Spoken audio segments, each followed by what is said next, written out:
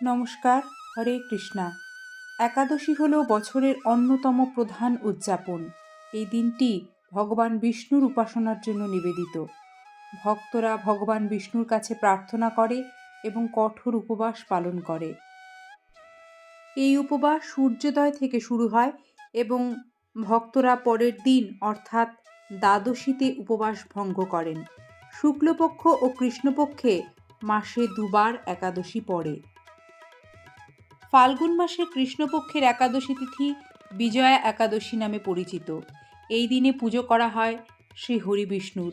বিজয় অর্জনের জন্য বিশেষ ফলদায়ক বলে মনে করা হয় এই পুজোকে। পদ্মপুরাণ এবং স্কন্দপুরাণে এই দিনের বিশেষ উপবাসের বর্ণনা পাওয়া যায়। কথিত আছে, যখন একজন ব্যক্তি শত্রুদের মধ্যে আটকে পড়েন, তখন বিজয়া একাদশীর উপবাস করলে অত্যন্ত কঠিন পরিস্থিতিতেও বিজয় পাওয়া সম্ভব। বিজয়া একাদশী সকল প্রকার পাপ নাশ করে।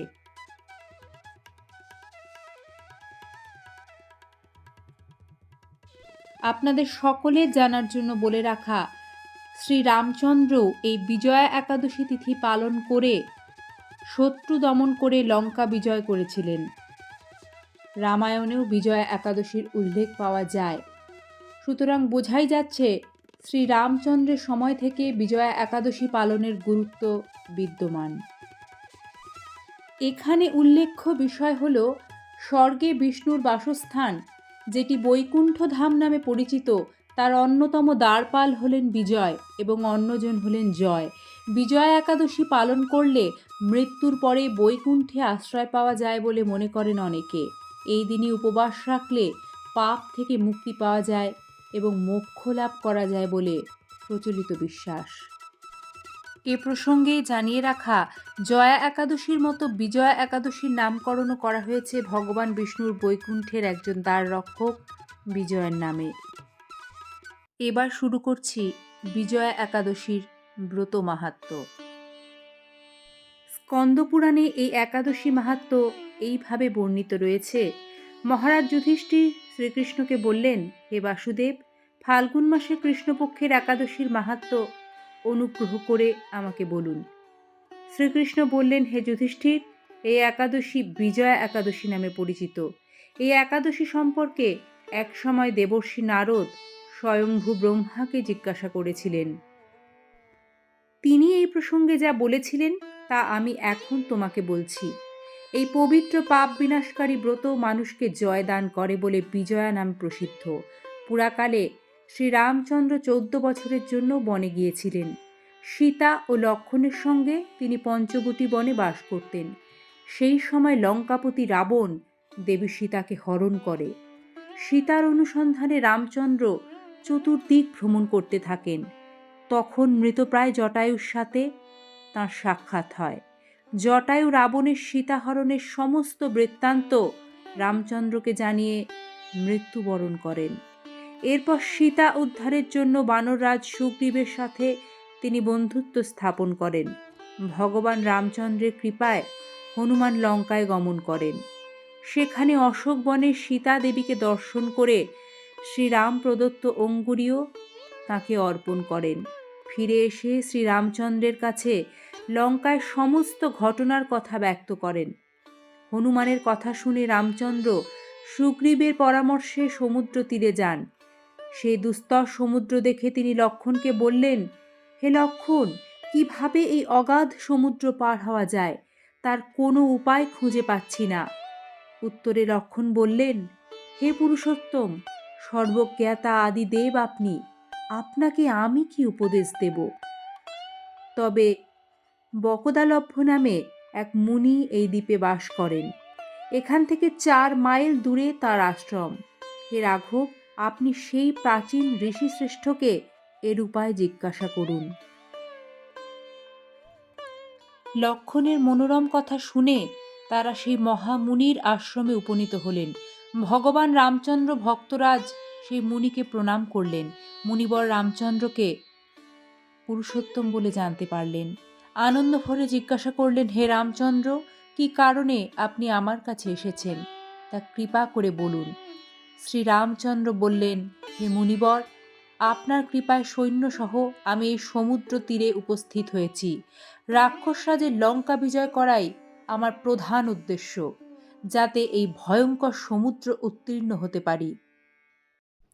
তারই উপায় জানবার জন্য আমরা আপনার কৃপা প্রার্থনা করি।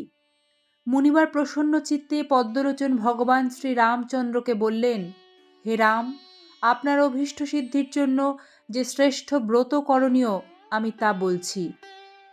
ফাল্গুন মাসে কৃষ্ণপক্ষের বিজয়া নামক একাদশী ব্রত পালনে আপনি নিশ্চয়ই সৈন্যসহ সমুদ্র পার হতে পারবেন। এই ব্রতের বিধি শ্রবণ করুন। বিজয় লাভের জন্য দশমীর দিন সোনা, রূপা, তামা অথবা মাটির কলস সংগ্রহ করে তাতে জল ও আম পাতা দিয়ে সুগন্ধি চন্দনে সাজিয়ে তার উপর সোনার নারায়ণ মূর্তি স্থাপন করবেন। একাদশীর দিন যথাবিধি প্রাতঃস্নান করে কলসের গলায় মালা চন্দন পরিয়ে উপযুক্ত স্থানে নারকেল ও গুবাক দিয়ে পূজা করবেন।